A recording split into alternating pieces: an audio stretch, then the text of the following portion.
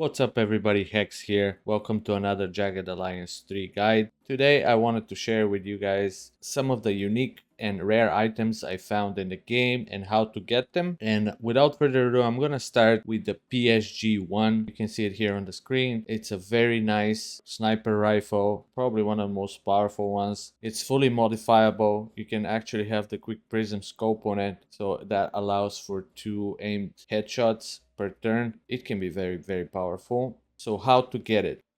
Alright, so we're in Landsback. This is B13.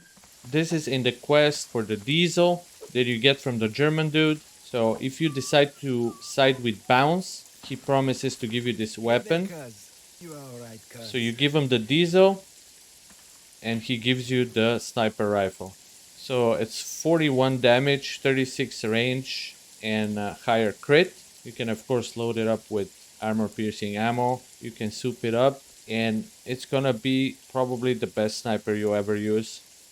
Next up we have another sniper rifle, which is in A2. This is Slave Master's Graf's rifle, but in order to get it you actually have to kill him.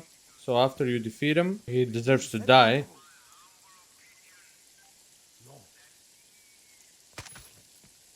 And now that he's dead, you can actually loot it not from his body, but from the table here. Good damage, good range, everything. But the problem with it is that, first of all, it's cumbersome, so you have no free move. Then it's noisy, and it has only one shot loaded. So every time you gotta reload, which is not too bad because the reload is like 1 AP, I think. You cannot do any modifications on the rifle, unfortunately, but nevertheless it's a nice unique item that you can grab from A2. And now for all you melee build enthusiasts, we got the thing. Yeah, that is a unique melee weapon.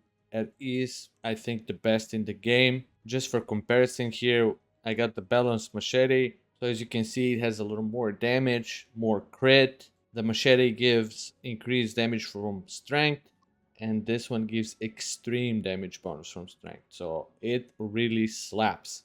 So how to get it? We are actually in L6 underground. This is the underground level of the prison. So you get it from this guy's guard here. He is the one that wants to kill the boss in Fleet Town.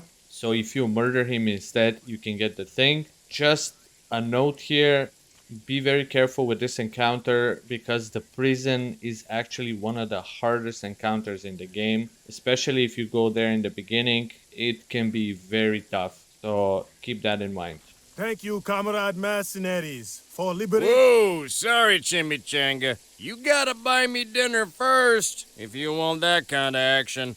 I had to include that conversation. If you have Grizzly in your team, he keeps calling this guy Chimichanga. I really cracked up when I first heard it. So anyways, once you're done with this guy's quests, when you get to 100% of the town, he will actually retire and he will give you his weapon, which is the Lion's Roar. As you can see, it's a SMG. It's not bad. It has high damage. Problem with it is that you cannot modify it. I don't really like the weapons that you cannot modify in the game, like the gold sniper rifle. It's good, but everything that you can modify gets kind of better than that.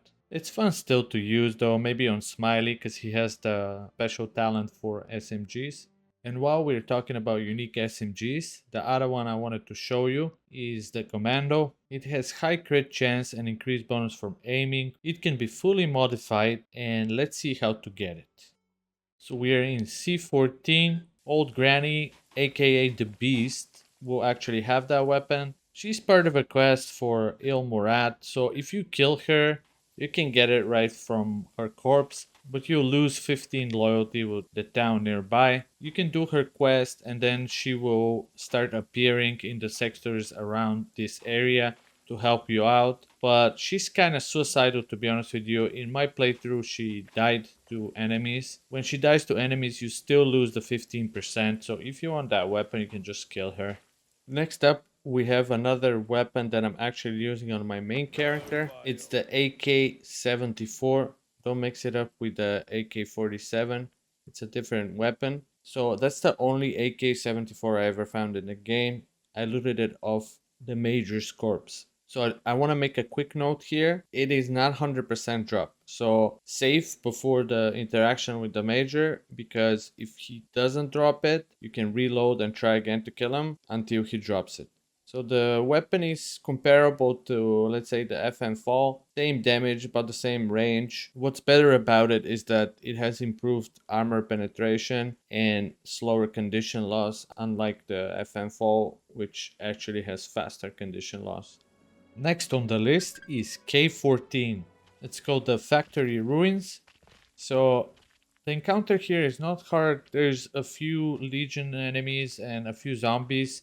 They attack each other too. Be careful with the mines though, there's mines everywhere. But here on the second floor, we can find a chest that has a full medium armor at 100%.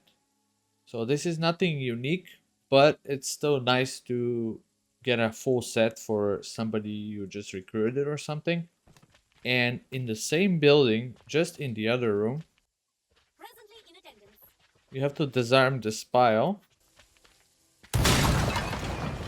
Uh-oh. Okay. Yeah, use somebody with high explosive for this trap. And boom, there you go, 5 metavirans.